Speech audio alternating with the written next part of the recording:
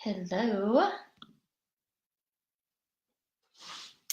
I am so excited to be here today. I'm going to be talking about meal planning, and this has been a hot topic recently. Hey, Crosby. I'm just getting started. I'm going to wait for another minute.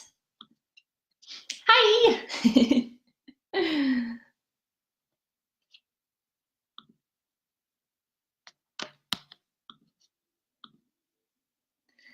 All right, let's do this.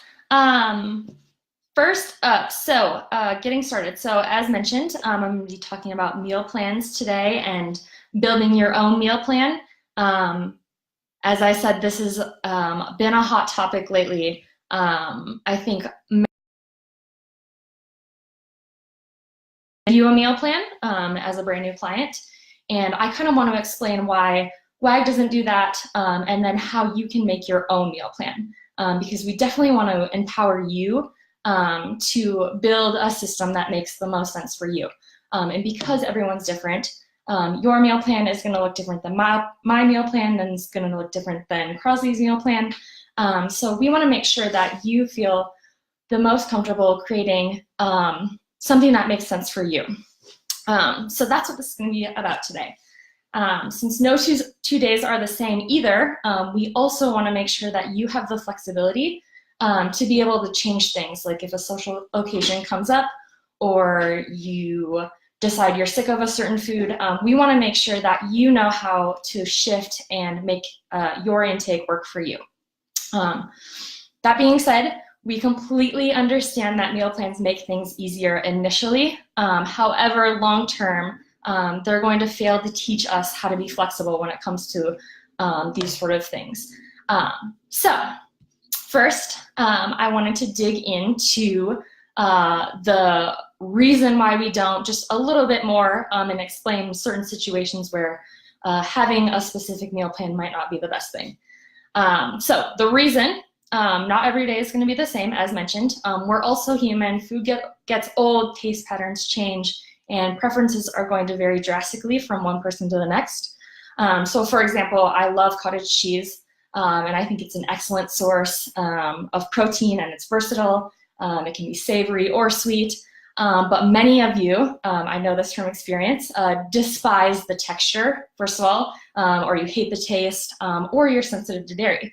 So something like that's not going to work for many of you. Another reason is going to be social occasions. Who's ever been in a social occasion where either you couldn't pick the restaurant ahead of time, didn't have the choice of what you were eating, or you even had a meal come up last minute, let's say after a long day, the family wants to go out for burgers or something.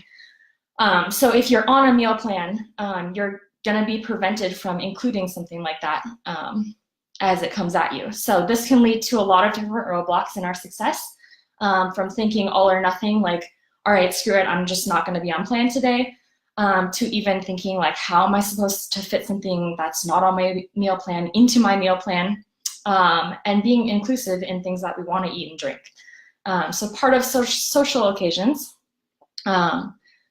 and what we want to learn by building our own meal plan is how to be flexible with our intake. Much like, sometimes cravings will come up as well. Like, this is life, so of course, like, sometimes we're going to want pizza, and sometimes we're going to want to have a cookie. And we want to be able to include those things without saying, I'm either on the plan or I'm off the plan. Maybe we have a birthday party, or we really want the cake or what's being served at that party. So being able to include these things into our overall macros or caloric intake, and keep the rest of the day in balance, will allow us to have everlasting success and balance with our food choices. If we're only left with a meal plan and there's no wiggle to work with these sort of situations, then we're going to feel like we're cheating, or we're going off plan, or we're going against what our coach is trying to teach us. So we want to teach you that you can include these things and we can be flexible. So here at WAG, we really try to work through these patterns and word choices, such as cheating on foods. And we want to find ways to be inclusive and have balance with our intake, both including the things that we need for our intake to be well-rounded, and also things that we want to include. maybe something that's a little more calorie dense. Finally, as a coach, I can say that when I start working with someone new, since this is a huge topic for someone who's new, no matter what your goals are, I want to be able to teach you skills that you can take over eventually, or that you feel confident in to use for the rest of your life. So it's our whole purpose as your coach to teach you and work with you and figure out a system that makes the most sense long term. To do so, we want to empower you and feel so you feel confident in both your meal planning and your meal building skills. Required you to make the food choices that you enjoy the most so that you want to stick to it. If you never learn how to build a meal plan, or your coach does it for you, we're not going to get very far when it comes to building a system that you can carry with you. So sure, you could repeat the meals, but personally I'm not a fan of eating the same thing either. So that's another kind of drawback as well. If you're being given a meal plan, you might not prefer the foods that your coach comes up with. So my preferences now are even different than they were last year, or different than they were a month ago. So we're ever evolving. And had my coach not taught me how to meal plan, I wouldn't know how to have that balance, and I wouldn't know how to have a life in the process of trying to meet my goals. So now I want to touch base on how to make a meal plan. So how do we do this? And then what are some ways? I have 4 ways. There's no secret that if you've started this journey, that planning ahead really makes this so much easier and less stressful, at least initially. So playing a little macro Tetris if you're tracking macros and hitting macros. But even if you're not, this can really give us peace of mind for the week or days ahead. We can find comfort in knowing that we've got a plan together that will unlock the progress towards the goals that we've set out for. So you may hear your coach say, consistency, not perfection. And this is exactly what the planning and prepping of your meals or filling out your logs ahead of time will help us to achieve. It allows us to go from point A, where we are now, to point B, where we want to be, in the most direct path possible. So the 4 ideas. First, the first one is going to be, before you go to the grocery store, you're going to log into your food log basically your grocery list. I used to do this when I first started a lot, just because I didn't really know where to start, and I didn't know how much to get. So I wanted to log certain options and then get how much I would need before I went to the store. So I would log the full day, add a few staples, and I'll talk about staples more, or even a recipe that I wanted to include. And then I would basically fill out my grocery list from there. Because I didn't have the skill yet, or know what needed to be meal prepped, this allowed me to go to the store with a bit more of a plan. I could choose ingredients based on the recipe or the foods that I wanted, and then even log as multiple days, and then kind of figure out from there how much I would need to get. As we evolve and grow in our skill, or like any skill, with meal planning, we'll start to build that staple list that I had mentioned. In the knowledge base, there's going to be a good starting place for staple foods for each category, so protein, carbs, and fat. And then if we can start by pulling 2 to 4 items from each of those categories to help build a well-rounded meal. You can also ask your coach if they have a staple list that you can borrow, or even if they have suggestions for each of those categories too. And then you can kind of take and pull what makes sense for you, or what doesn't make sense for you, foods that you prefer. So once we have a little bit more practice, we're able to go to the store then without needing an exact plan or exact details. We'll know a bit more about what foods work for us, which are more versatile to our taste preferences, and how much we'll typically need to keep our protein, which is the hardest one to keep in balance for most. And then we'll be able to rotate through some of those staple foods in a pinch. Now, if you have a family, this might mean that you're sitting down and talking about the kinds of foods that everybody likes or wants for the week, so that you can go and make a plan and figure it out from there. Or whoever goes to the store, you can let them know the things that you need. Second tactic for planning, meal planning and prepping, is to do this daily. So you can either do this in the morning or you can do this at night. And I'll talk about both. So first, the morning, this is going to be, ideally, we're logging before we start eating for the day, just so we're not making impulsive choices and we're being intentional about how we're organizing our day. I personally do this morning planning often. So right away in the morning, I'll journal, and then while I'm sipping my coffee, I will plan out my day. Not only is the journaling a way to create like an intention for the day, but logging my food is also adding to that intention. I'm making sure that the day is set up for success. It's also going to allow me to include the foods that I know I'm going to want that day. So let's say I have a particular craving, or I want to add something in that I've been wanting. It allows me to kind of be flexible with the day, log that thing first, and then build the rest of the day around it. The other side of this, of planning daily, is logging the night before. So I used to do this when I first started tracking, and I didn't have a journaling practice, and I had to get up super early. So I would log the night before. That way I could prep the things I needed for lunch or breakfast. And then I also knew I wouldn't have time in the morning or the energy to think about what I wanted to eat the next day. So having it all there ready, and then I could just follow what I had planned was helpful. Third option, a week versus a weekend split. So sometimes our weeks are really busy. And if you're not into planning every day, which I know some people aren't, sometimes we need it to be a little more simple than that. A week versus a weekend split can be super helpful. Many people meal prep on Sundays to get ready for the week ahead, or if you have especially if you have a fairly typical work week, Monday through Thursday are usually very similar. We get up, go to work, go to the gym, and then come home, go to bed, do it all over again. Whereas the weekends, we're going to be a little bit more social. Usually, starting on Friday, we have that happy hour, or we have date nights, or we have birthday parties or holidays. So our weekends are going to look a little bit different than during our week. So on Sunday, if we can prep, let's say Monday, figure out what we're going to eat on Monday, play the whole shifting of our macros, and then or including our foods, and then we can just duplicate what we planned on Monday for Tuesday through Thursday. Then on Wednesday or Thursday, we can start thinking about the weekend. Usually we know where we're going to be eating, or what we're going to be doing, or we're starting to formulate a plan. So then we can start getting a plan together for Friday through Sunday.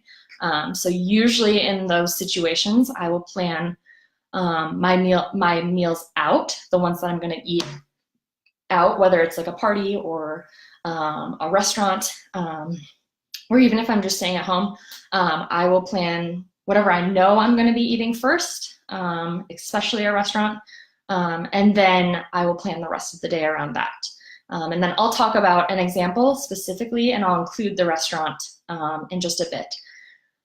The fourth, I want to get to the fourth one first, is to plan weekly. So the people who can do this are like seriously the luckiest people who can eat the same thing every day. This is definitely the simplest option. And this is going to be something similar, like if a coach was giving you specific things to eat, then you're just going to be repeating them. So basically planning one day and then just hitting that copy and paste for the rest of the days in the week, or having it all Tupperwared out in your fridge and labeled or whatever. That's definitely the easiest, but not everyone enjoys eating the same things each day. I know I'm definitely not one of those people, but it is an option. and you only have to think once about what you're going to be eating. So if you're super busy, this can also be a great option. Eventually, each of these tactics, no matter what makes sense for you, or if you use a combination of these tactics, it's going to start to give us a sense of balance and what well-rounded meals look like for you specifically, or for me specifically. You can imagine that after doing this for a little bit, the planning and prepping on the front end of this program, whether you're new or you're still trying to develop your skill, will unlock this awareness, or like this knowledge of what foods you specifically enjoy, so that you can keep the balance, create an intake that makes sense to you, and then it eventually becomes second nature. So you can just go to the store, run to the store, know what you need to get, and this is our ultimate goal, is to empower you to make the choices on what foods you enjoy, so that you can play around with your food tracker, gain the knowledge about the foods that you'll be eating, and be able to be flexible if something comes up or life happens. Then we don't have to be in this constant on the plan or off the plan sort of thinking. So, okay, let's get into, I really wanted to do a screen share, and unfortunately Facebook Live does not allow that. I don't know why. So I'm going to explain this as best as I can. I wanted to be able to show you how I would log in my food tracker, but I'll just explain it, and hopefully it makes sense. If you have questions, go ahead and list them in the comments, and I'll check those at the end and try to make everything make sense. So let's say you're a brand new client, you've never tracked before. This is going to be for you. So the first couple of weeks are probably best spent getting comfortable tracking in general. Hitting targets can feel super overwhelming, especially if you've never tracked before, or you've never weighed your food before, or you've never built a meal plan before. So it can be helpful to just start where you are. Sometimes taking on so much all at once can make us feel like this will never work, and we want to just give up. So the first couple weeks, if you are brand new and you've never tracked before, I just want you to like get used to eating, or you can work out with your coach on what you should be doing here. But just simply logging what you're eating right now can be super valuable. This will allow us to figure out what portions make sense for us of the foods that we're already eating. And then we can kind of tailor our eating patterns to match some of the targets that our coach has set for us. So simply logging before eating and getting used to tracking is kind of the first objective. From there, we can start with recipes, or we can just use basic foods. So if you're used to tracking, or once you get used to tracking, then we can start to fine tune. So our first objective is the quantity of food, so keeping our macros in check.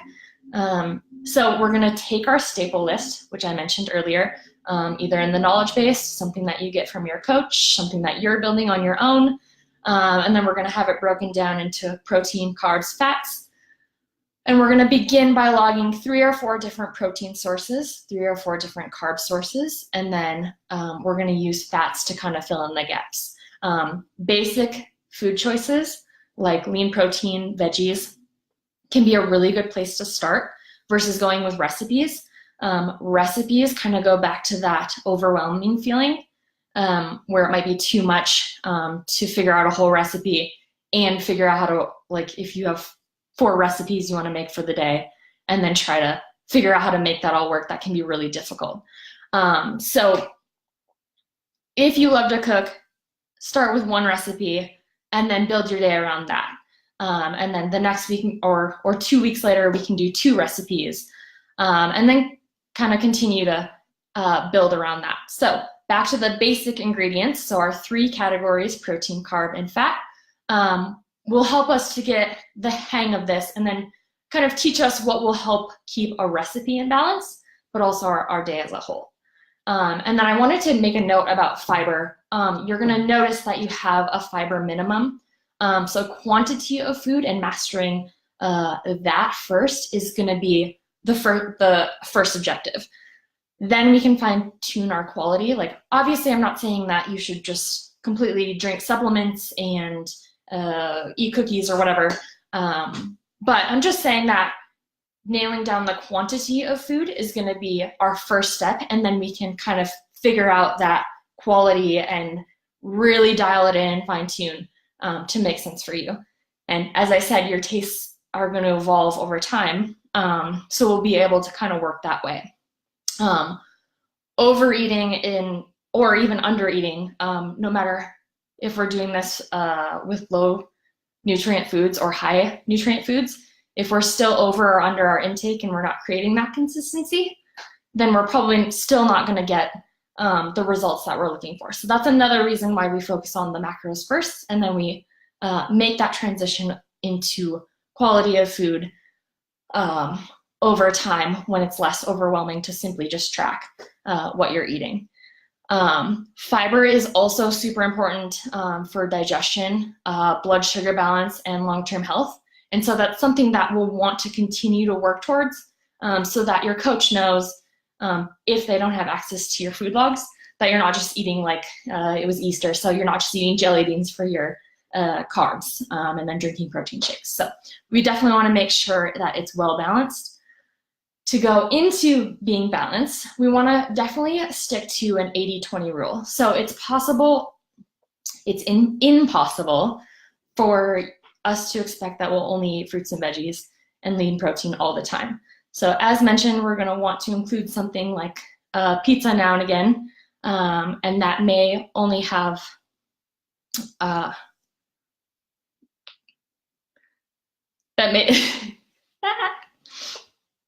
Okay, so we're going to want to include pizza sometimes or a meal out. And so we really want to be able to include these things into our intake. So as a general rule, we want to think about our intake as 80-20.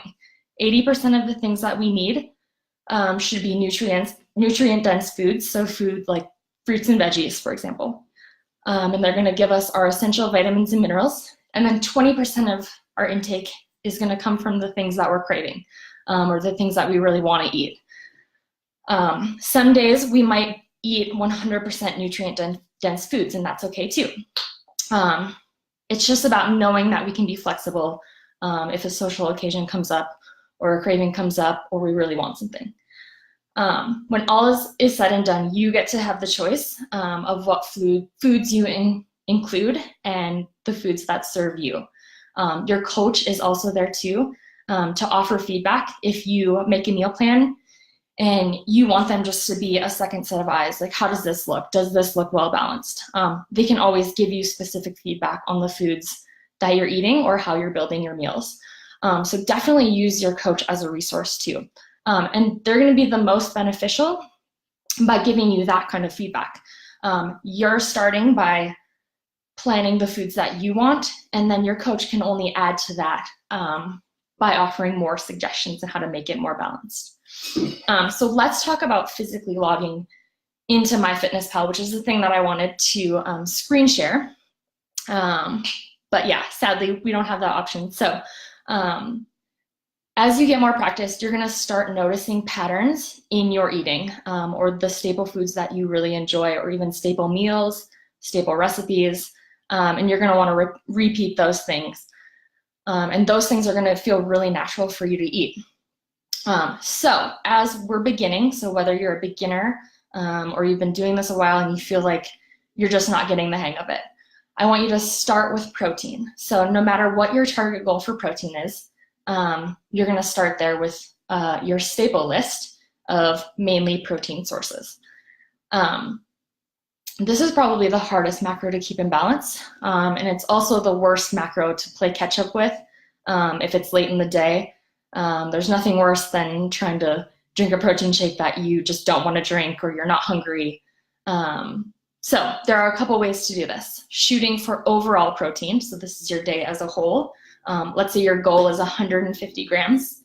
You'll want to work towards 130 to 140 grams, and then we'll fill in that 10 or 20 gap later. Since some of the foods with carbs are going to include protein, the other option is to take the amount of meals you like. Let's say you enjoy 4 meals a day, and divide your protein out so that you can spread it evenly throughout those 4 meals. So if our goal is 150 grams of protein for the day and we enjoy 4 meals, then we need to have somewhere between 35 and 40 grams per meal. Obviously, this isn't going to be perfect, and you're going to have a little more in some meals and a little less in others. But generally, that's kind of what we're shooting for to keep balanced. So from here, we'll start logging our highest protein foods. You're going to physically put them in breakfast, lunch, dinner, or whatever meals you have. And then you're going to pull those things from your staple list. So as I mentioned before, you'll pick 3 or 4 different things from your staple list, and you'll start including those into your day. So once we're within 15 to 20 grams of our target, so our example is 150 grams. So once we're about at 135, 140, or 130, 135, then we're going to want to start thinking about our carbs. So if you're someone who's concerned about nutrients, which is totally fine, and focusing on quality right away, the best place we can start with carbs is going to be our fruits and our veggies. So maybe we start by logging 100 grams of 3 or 4 different veggies into our day. So each breakfast is going to have 100 grams of veggies. Lunch is going to have 100 grams. Dinner is going to have 100 grams. So because fruits and veggies are more high volume foods, or we get more bang for our macro, this is going to be a good place to start, and then we can kind of fill carbs in from there. So we have the option to have carbs left over and include some of those more calorie dense carb options. So things like rice, potatoes, oats, grains, juices, or even some of those like more fun foods like a baked good or pasta, or maybe the pizza example. Then we'll want to wrap our carbs up within the 5 gram buffer range. So if our goal is 200 grams total of carbs for the day, then we're going to want to tweak our choices of, we're going to want to add fruits and veggies in and those other staples to be within 195 to 205 carbs for the day. So you get that plus or minus range. So you don't have to be exactly on the dot of 200 grams. You have that buffer range, but we just want to make sure that we're in that as we're planning our day out. Side note, I know this is a lot of talk about grams, and this can be super confusing, especially if you're just starting out. So we weigh things in grams or ounces, but we also log things, and then the food tracker is going to tally up grams for each macro. So I just wanted to explain a little bit of the difference there too, because I know that that can be very confusing.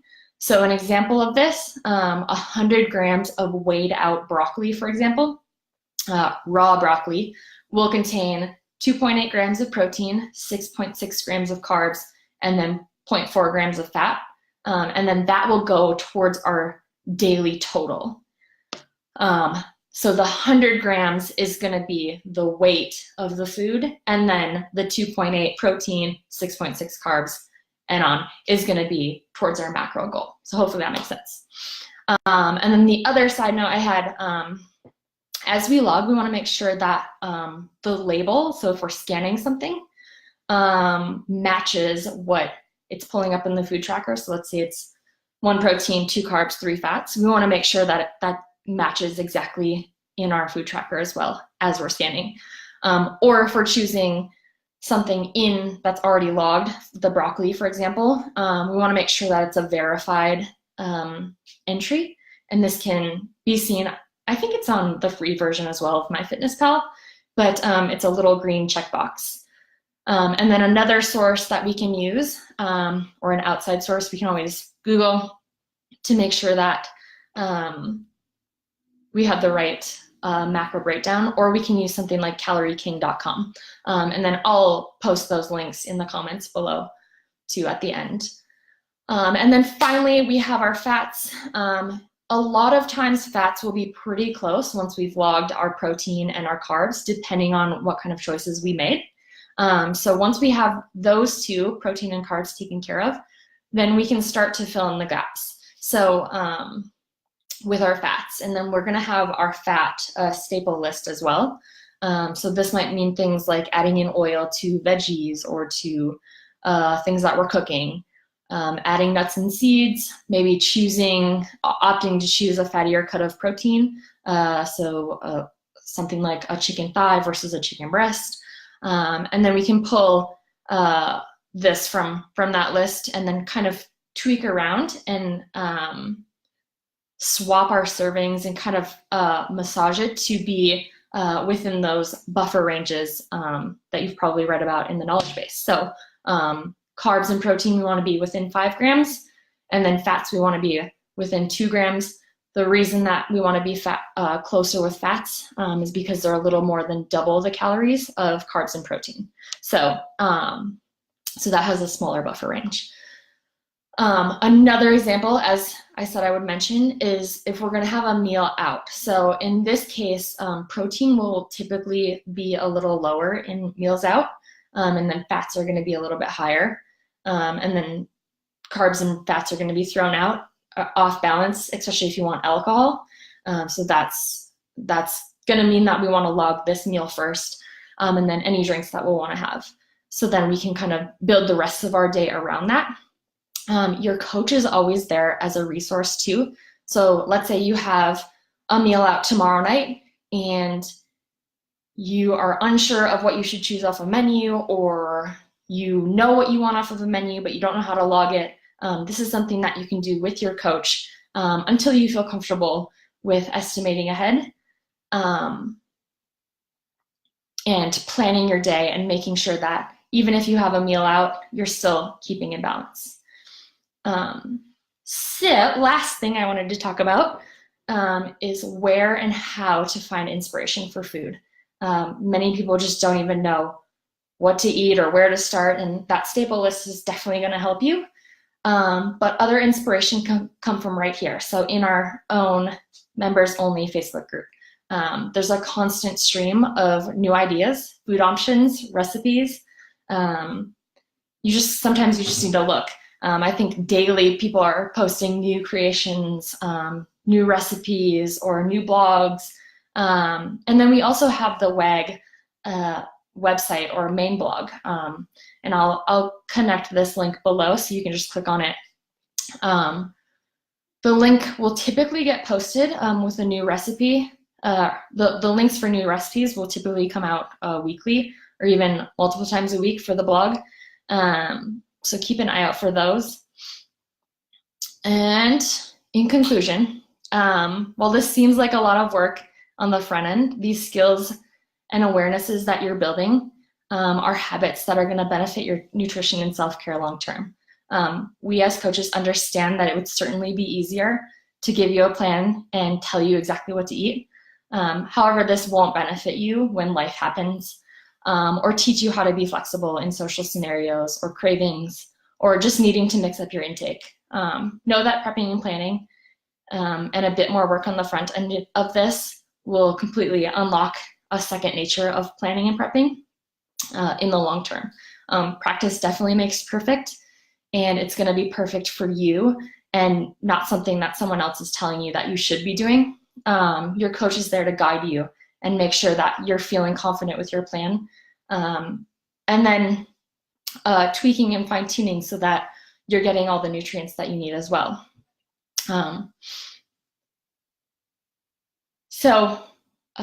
Begin with 6 to 12 staple foods. Start pre-planning your day, and then this will allow you to know where you're falling short, being too generous, and then from there you can tweak, swap around foods, and then find the sweet spot of where you need to keep your day in balance. Let me take a peek at comments, and then I'm going to paste these links. So Calorie King, hopefully those show up. So I have calorieking.com, the WAG main recipe blog, a tutorial on how to log recipes or servings, in case you're wondering how to do that and you want to take it a little more advanced than single source foods, and then a little post about to get you started on building your own staple list of foods. And again, I do think that there's one of those in the knowledge base as well.